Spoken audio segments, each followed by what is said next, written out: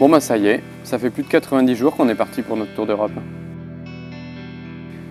En 90 jours, on a visité 9 pays et roulé plus de 10 000 km. On a vu des sites classés patrimoine mondial de l'UNESCO. On a vu des parcs de montagne, des parcs de plaine. On a longé des fleuves, on a enjambé des falaises. On a vu des ours, des caribous. On a aussi arpenté les rues de certaines des plus belles capitales de l'Europe. Dublin, Londres, Bruxelles, Amsterdam, Hambourg, Copenhague, Stockholm.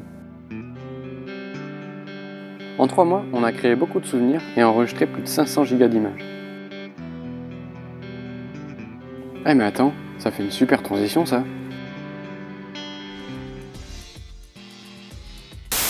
Aujourd'hui, on va aborder un point sensible, la sauvegarde des données. Que vous soyez photographe, vidéaste ou amateur de création en tout genre, il n'y a rien de plus déprimant que de perdre ses données. Et le pire, c'est que ça arrive toujours au même moment. Pour voyager et travailler l'esprit tranquille, on peut dire qu'il y a 2 grandes règles dans la sauvegarde des données, c'est de sauvegarder régulièrement et sur le bon support. On sait maintenant avec le recul que le CD et le DVD, c'est pas si fiable que ça et qu'au bout de 10 ans, ils peuvent partir à la poubelle, il n'y a plus rien à en faire. L'outil ultime pour protéger ces données, c'est le NAS. Pour notre aventure, on a choisi le NAS DS213J de Synology, qu'on a monté avec 2 disques de 3 Teraoctets à 7200 tours minute en RAID 1. L'avantage de travailler sur un NAS, en plus de la sécurité des données, c'est de pouvoir partager la même base de fichiers vu que c'est un disque dur en réseau. Pour en revenir au disque dur et à leur fonctionnement, je vais parler de RAID.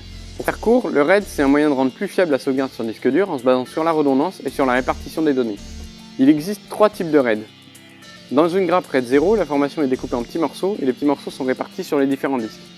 Tous les disques durs travaillent en même temps, plus il y a de disques durs dans la grappe RAID, plus le système est rapide. L'inconvénient c'est qu'il suffit de perdre un seul disque et toutes les données sont perdues. Ensuite, le second système RAID, c'est le RAID 1. Dans le RAID 1, quand on écrit sur l'ensemble des disques en même temps, et quand on lit sur le disque le plus rapide. Donc tous les disques sont identiques et s'il y en a un qui défaille, il y a juste à le remplacer, on a la copie exacte des infos sur le disque 2. C'est la solution la plus fiable en termes de sauvegarde des données, mais la plus coûteuse. Par exemple, si on a 2 disques de 3 Teraoctets comme nous, les 2 disques au final ne nous donnent que 3 Teraoctets d'espace disque, et que les 3 autres servent juste à la sauvegarde.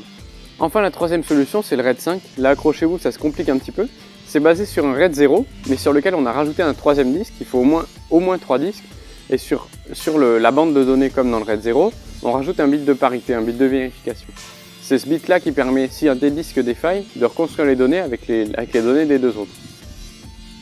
En plus de cette première copie permanente et automatique sur notre NAS, on fait manuellement et toutes les semaines une deuxième copie sur un petit disque 2 pouces 5 qu'on met dans un autre endroit du camion. Comme ça, si le NAS vient à être inondé ou quoi, normalement on a toujours des données sur le 2 pouces 5.